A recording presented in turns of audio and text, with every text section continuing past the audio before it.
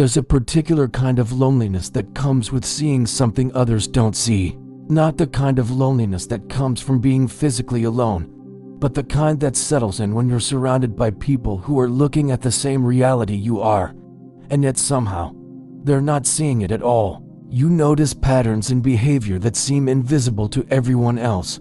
You feel the weight of truths that no one around you seems to acknowledge. And slowly, quietly, you begin to wonder if the problem isn't what you're seeing, but that you're seeing it in the first place.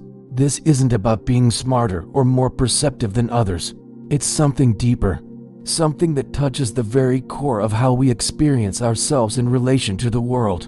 Because when your internal reality doesn't match the shared reality around you, when your perception of what's true or important diverges from what everyone else accepts without question, you don't just feel different. You begin to doubt the validity of your own experience. You begin to question whether you can trust what you see, what you feel, what you know to be true inside yourself. And here's where it gets dangerous. Not dangerous in a dramatic sense, but dangerous in the quiet, eroding way that shapes who you become. Because the human need for connection, for belonging, for being understood by others, is not optional. It's not something you can simply override with logic or willpower. It's fundamental to how we construct our sense of self, to how we know that we exist in a way that matters. And when what you see creates distance between you and others, when your awareness becomes the very thing that isolates you, you face a choice that most people never consciously recognize they're making. Do you trust what you see, even when it separates you from everyone else? Or do you begin to reshape your perception, to soften what you notice, to question what you know, so that you can stay connected to the people around you? Carl Rogers spent years exploring this tension, not in abstract philosophical terms, but through the lived experiences of people sitting across from him. People who were struggling with the fundamental question of whether they could be themselves and still be loved, whether they could see clearly and still belong. And what he discovered was that the danger isn't really about seeing what others don't see. The danger is in what happens to your relationship with yourself, when that seeing makes you feel like you have to choose between your own internal truth and connection with others. Think about a moment when you noticed something that no one else seemed to notice. Maybe it was a dynamic in your family that everyone pretended wasn't there. Maybe it was a pattern in a relationship that you could feel but couldn't name. Maybe it was a contradiction in how someone presented themselves versus who they actually were. You saw it clearly, and maybe you mentioned it, or maybe you kept it to yourself. But either way, you became aware that you were holding a truth that had no witness, no validation, no shared acknowledgement. What happens in that moment isn't just intellectual, it's deeply emotional. Because when you see something and others don't, you're not just observing a difference in perception, you're experiencing a fundamental aloneness. You're holding a piece of reality that exists for you, but not for them. And that creates a gap, a space between your inner world and the world that others inhabit. And in that gap, something shifts in how you relate to your own experience. If this resonates with something in you, if you've ever felt this particular kind of isolation that comes from seeing what others seem to miss, there's value in staying with this exploration. This isn't about quick answers or solutions, but about understanding what's happening beneath the surface and how it shapes your relationship with yourself. And if these reflections feel like they're touching something real in your life, consider subscribing to this channel and staying connected here, not for certainty, but to continue this conversation about authenticity, self-understanding, and what it means to be a real person in a world that often asks you to be something else. The first thing that happens when you consistently see what others don't is that you begin to doubt your own perception. Not immediately, not consciously, but gradually, because human beings are not built to sustain a perception of reality that exists in complete isolation. We need our experience to be mirrored, confirmed, acknowledged by others, not because we're weak or dependent, but because the way we know that our experience is real, that it has validity, that it matters, is through seeing it reflected in the responses of other people. Rogers called this the need for positive regard from others, but it's deeper than just wanting approval or acceptance. It's about how we construct our sense of what's real. When you're a child and you feel afraid, and your parent says there's nothing to be afraid of. You don't just learn that your parent disagrees with you. You learn something about whether your fear itself is valid, whether what you feel can be trusted. When you notice tension in a room and everyone else acts like everything is fine, you don't just experience a difference of opinion. You begin to question whether what you sensed was actually there. And this is where the psychological danger begins. Because when your perception consistently doesn't match what others validate, you face an impossible bind. You can either trust what you see and accept the isolation that comes with it, or you can begin to distort your own perception to align it more closely with what others see, so that you can maintain connection, so that you can feel like you belong to the shared reality that everyone else inhabits. Most people, without even realizing it, choose the second option. Not completely, not all at once, but in small, incremental ways. You start to second guess what you notice. You tell yourself maybe you're reading too much into things. Maybe you're being too sensitive, too analytical, to whatever quality would explain why you're seeing something that no one else seems to see. You learn to soften your observations, to hold them more lightly, to present them in ways that won't create distance between you and others. And on the surface, this seems adaptive. It seems like emotional intelligence, like the ability to navigate social realities without creating unnecessary conflict. But what's actually happening is that you're learning to betray your own experience in order to maintain connection with others. You're learning that your perception can't be trusted when it differs from the collective perception, that your internal reality is somehow less valid than the shared reality around you. Rogers understood this as a fundamental split in the self. He didn't use dramatic language about it. He simply observed that people develop to different versions of their experience, the experience they actually have, and the experience they believe they're supposed to have based on what others seem to validate and accept. And the gap between these two becomes the source of most psychological suffering, because when you can't trust your own perception, when you've learned that what you see and feel is only valid if others see and feel it too, you lose touch with the most fundamental aspect of being human. You lose touch with your own inner knowing, with the capacity to experience life directly through your own senses and feelings and awareness, rather than through the filter of what others will accept or understand or validate.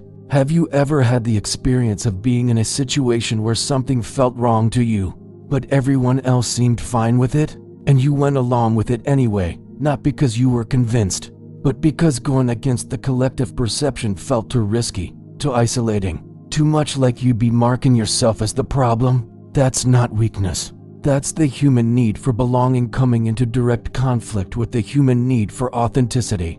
And in that moment, you can't have both. If you've been carrying this tension, if you recognize this pattern in your own life, you're not alone in it. Not in the sense that misery loves company, but in the sense that this is a fundamental human struggle that most people never name, never examine, never understand as clearly as they could. And sometimes just seeing it clearly, just understanding the architecture of what's happening, changes something. If that's what brought you here, staying with this matters.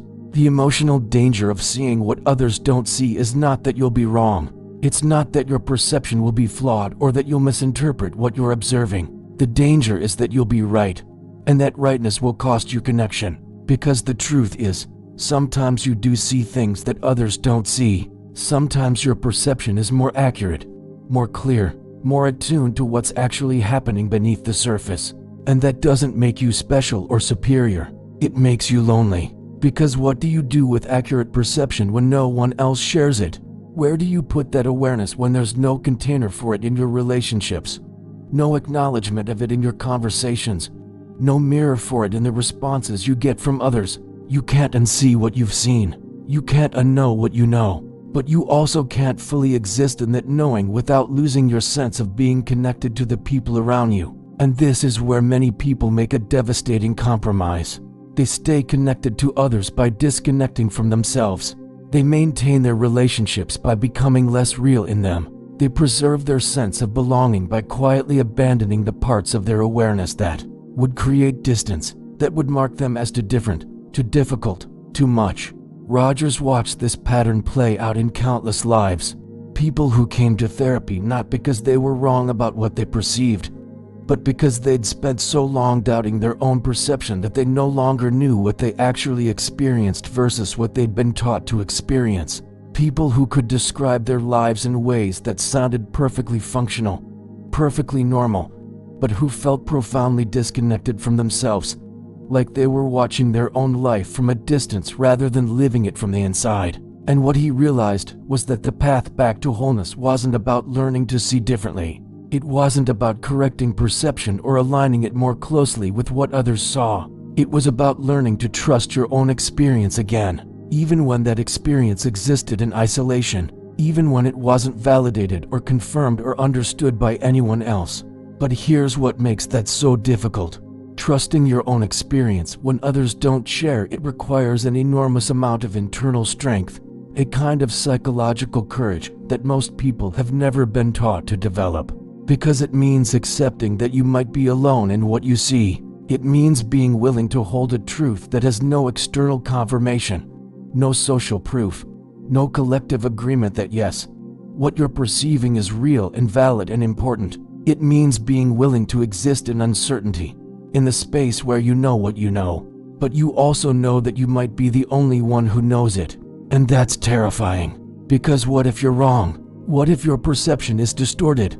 What if the reason others don't see what you see isn't that they're blind, but that there's nothing there to see? This is the psychological danger at its deepest level.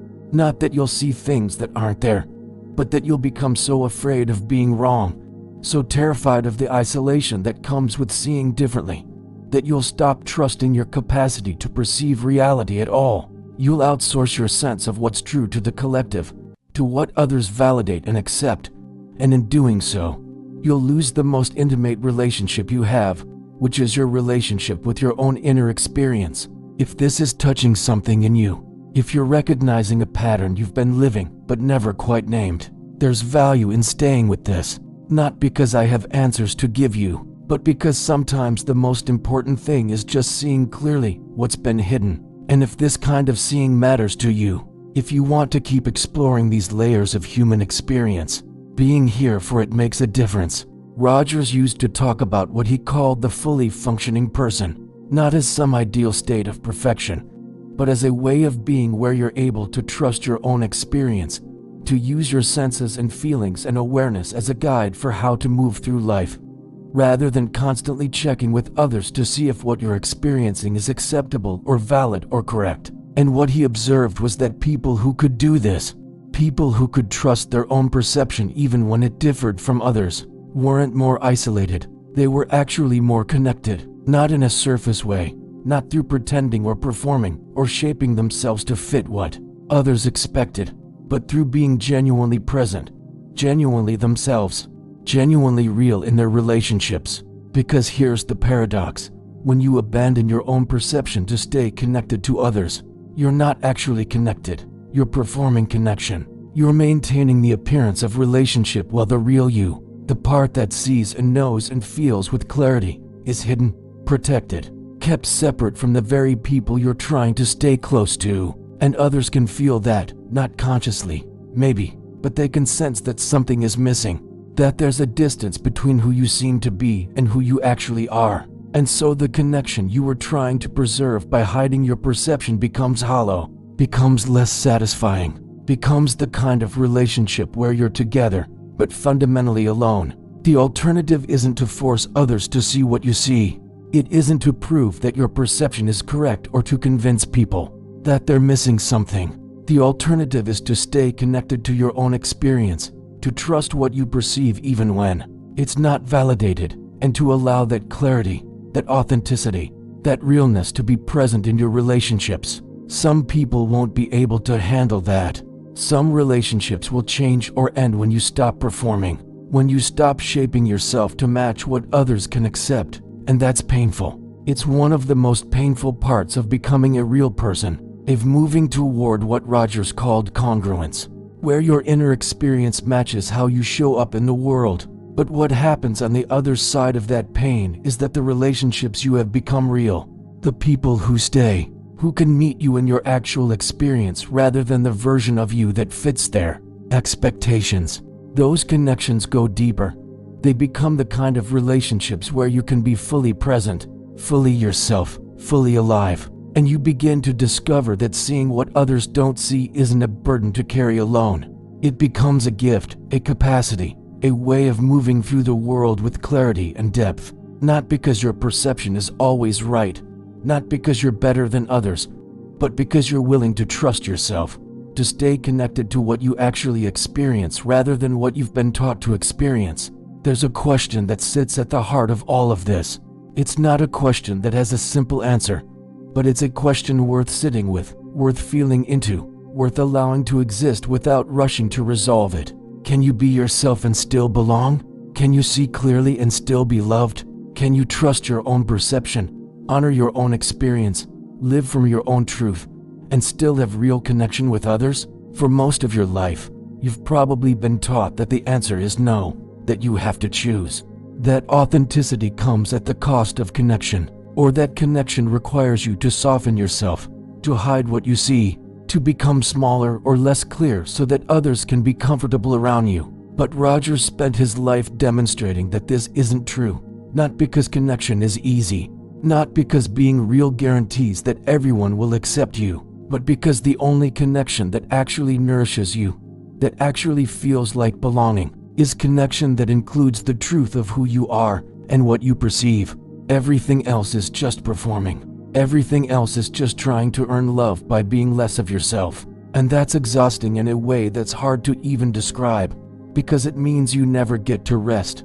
You never get to just exist without monitoring yourself, without checking to see if what you're noticing or feeling or thinking is too much, too different, too dangerous to express. What you're feeling right now, as you're hearing this, that's real. Whatever recognition or resonance or discomfort is moving through you, that's your experience, and it doesn't need validation from anyone else to be true. You don't need me to confirm it. You don't need others to see it the same way. It's yours. It's real. And trusting that, staying with that, letting yourself know what you know without apologizing for it, that's where this shifts. Not into certainty, not into having all the answers or being right about everything or never doubting yourself again, but into a different relationship with your own experience, where you're not constantly betraying what you see in order to maintain connection with people who can't meet you in your actual reality. If this has been stirring something in you, if you're recognizing yourself in what's being described here, I wonder what that recognition feels like, not just intellectually, but in your body, in your chest, in the way you hold yourself as you're listening to this. And if you feel moved to share that, to put words to whatever this is touching in you, that matters. Not because I need to hear it, but because sometimes naming what you're experiencing out loud, even in a comment, even in a few sentences, makes it more real, makes it harder to dismiss or minimize or talk yourself out of later. The danger of seeing what others don't see has never been about the seeing itself. It's been about what you do with that seeing, whether you trust it or doubt it, whether you honor it or hide it, whether you let it inform how you move through the world or whether you treat it as a problem to be managed, a difference to be minimized, a perception to be questioned until it aligns more closely with what everyone else accepts. And the truth is, most people choose to hide it, not because they're cowards, not because they're weak, but because the cost of being seen in your full perception, in your actual clarity, feels too high, because isolation is terrifying. Because not belonging is one of the deepest fears humans carry. Because the risk of trusting yourself and being wrong, or worse, trusting yourself and being right, but alone in that rightness, feels like more than you can bear. But here's what Rogers understood that most people miss. The isolation you're trying to avoid by hiding what you see, by doubting your perception, by shaping yourself to match what others validate. That isolation is already here. You're already alone. Not because you're seeing differently, but because you've abandoned yourself in order to stay connected to others. And that kind of abandonment creates a loneliness that no amount of superficial connection can touch. You can be surrounded by people and still feel fundamentally unseen. You can have relationships and still feel like no one actually knows you. You can perform belonging so successfully that everyone around you believes you're fine, believes you're connected, believes you're one of them, and still feel like you're living behind glass. Watching life happen but not quite in it. That's the real danger. Not that seeing differently will isolate you, but that hiding what you see will create an isolation so complete, so total, that you lose touch with the only person who could actually end it, which is yourself. So what does it mean to trust your perception when others don't share it? It doesn't mean being rigid or defensive or needing to prove that you're right. It means staying curious about your own experience, being willing to notice what you notice without immediately dismissing it, allowing yourself to hold observations and feelings and awarenesses even when they're not confirmed by anyone else. It means being willing to be uncertain, to say I see this, and I don't know if I'm the only one who sees it, but I'm not going to pretend I don't see it just to make others more comfortable. It means being willing to exist in that uncomfortable space where you're not sure if your perception is shared, but you're also not willing to abandon it just because it isn't. And it means recognizing that trusting yourself doesn't require others to validate you. That's the shift that changes everything. You don't need collective agreement for your experience to be real. You don't need others to see what you see for your perception to have validity. You don't need external confirmation to know that what's happening inside you matters. That's what Rogers meant by the locus of evaluation being internal rather than external. It's not about being arrogant or closed off to feedback. It's about recognizing that you are the ultimate authority on your own experience, and that no one else, no matter how many of them there are, no matter how confident they seem, can tell you what you actually feel or see or know to be true. If you've been waiting for permission to trust yourself, to honor what you see even when it's not validated, this might be the closest thing to permission you'll get, not from me, but from recognizing that the alternative, the constant self-doubt and self-betrayal, has never actually kept you safe. It's only made you smaller. There's a kind of freedom that comes with accepting that you might see things others don't see. And that's okay. Not because you're better or more aware, but because you're you, with your particular history and sensitivity and way of processing the world. And that's produced a way of perceiving that's unique. And that uniqueness isn't a problem to be solved. It's a reality to be accepted. Some of what you see will be confirmed eventually. Some of it won't be. Some of it will be accurate.